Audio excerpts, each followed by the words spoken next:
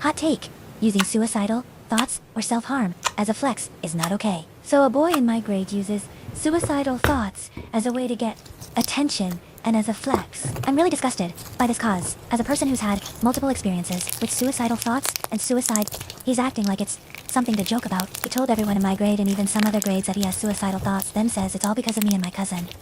People comfort him, then blame us for no reason. He also says that people don't like him because he's quote-unquote fat and ugly, then everyone comforts him. I've also seen some people on TikTok make fun of self-harm and call people zebras and that they need to be sent to mental hospitals. This stuff isn't funny at all. Get a life. Anyways, Rocco out.